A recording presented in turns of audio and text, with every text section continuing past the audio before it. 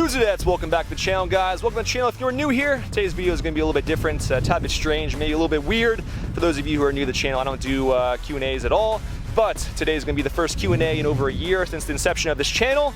So sit back, relax, and you're going to have 10 questions that are read to you and 10 answers that are read back to you. So you guys want it, you guys demanded it, so I'm going to deliver it to you for today's video. So let's begin the Q&A for today. So the first question is from Like Yourself, and he wants to know, what is your salary? All right, so this is probably the most important question. I have all these, and I technically cannot make money over here in Germany because I'm playing here as a tourist. I do not have a work visa to play over here. And why don't I hold a work visa? Spencer, you're part German, why don't you hold a work visa? Because my grandparents were born in Germany, but they died a long time ago. So there's no proof that they were ever born in Germany, or my father was part German himself. So I technically cannot make money over here because I do not hold a European passport or have a work visa. So in all technicality, in all legal terms, I cannot make money over here. So my income is zero. The next question is from Joseph Stuckey, and he wants to know, do you think if you had stuck with D1, you would be in MLS or USL? I guess by now is what he means. Hindsight's 50-50. I don't really look back on my life and said I should have made this choice or that choice differently. Everything that's happened for a reason. And I think leaving D1 was probably one of the best choices of my life, just because the amount of distractions that were hindering me from performing well on the pitch. So I would say one thing that I should have done was just stay at one university, whether that was D1 or NAI or JUCO. Just staying at one institution, because it's a lot easier making a name for yourself if you stay at one place, one school for 4 years, instead of going to 3 different schools like I did. David Manes wants to know, can you still get a pro contract if you play Division II college soccer? Yes, David, if you play Division II college soccer, you have a very good chance of signing with a professional team.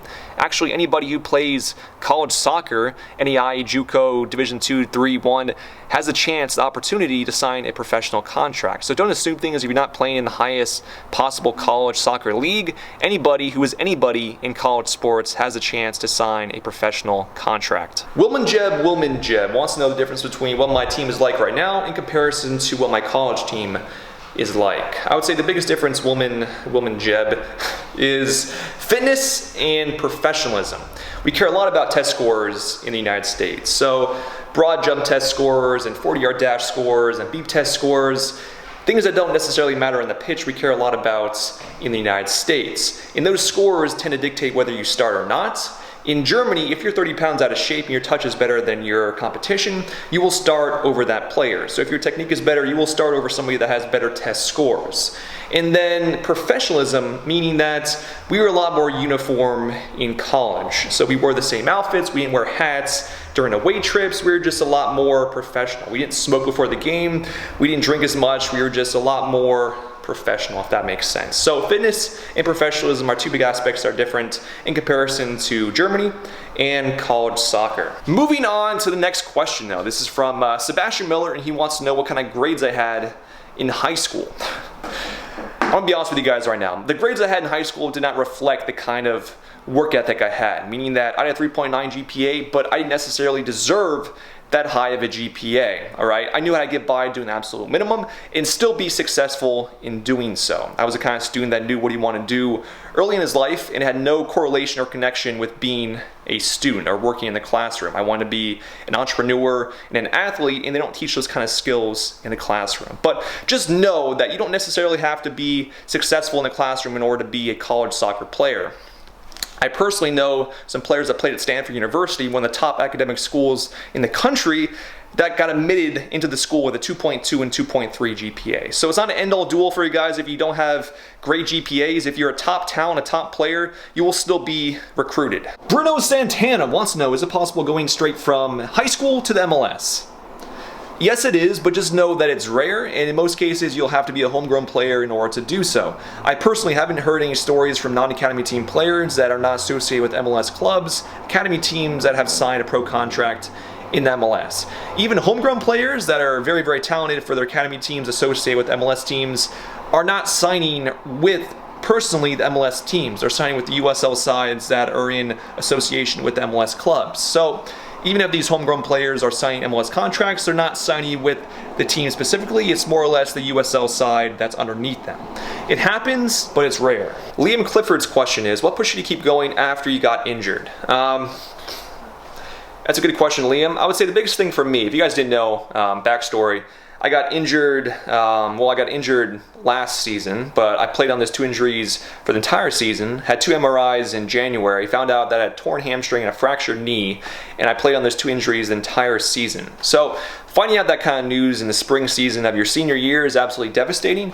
I personally, guys, to be honest with you, I thought I was done. Having 2 injuries like that as late in my career as I did, I thought I was done. But I just kept on grinding and pushing, and I think faith and hope are 2 powerful words I kept in the back of my head, that I thought I had a chance of recovering, and that hope, the faith that I would, just kept me going through rehab, through rehabilitation with the trainers every single day.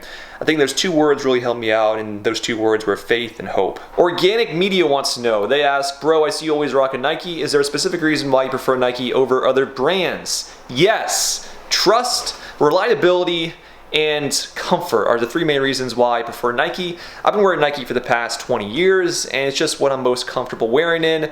I trust their products, and that's what I'm most confident playing in as well. I'm not sure how these players jump from New Balance to Adidas to Nike. I've been wearing Nike for the past 20 years, and I couldn't change to Adidas because it's more of a mental aspect than anything else, but I honestly don't think I'll play as well as I do if I wore another brand. So it's a mental aspect, but it's just who I am. Patricia Lawson wants to know, how do you find money for all this, especially straight out of Compton, straight out of college?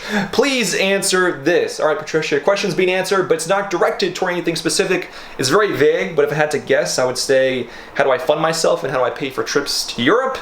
There's 4 very basic answers to this question. Number 1, I started my own business. Number 2, I started my own brand. Number 3, I'm proactive. And number 4, I give more to my customers than I do to myself. But I think there's that false perception of what YouTubers make, and it's not a lot of money. So if you guys want to find out how much money I make off YouTube, make sure you give this video a like, and let me know down in the comment section if you guys want to hear more about this topic, money generated off YouTube. And the final question of today's video is, has the language barrier been an issue on and off the pitch? And that question is from Kevin Field.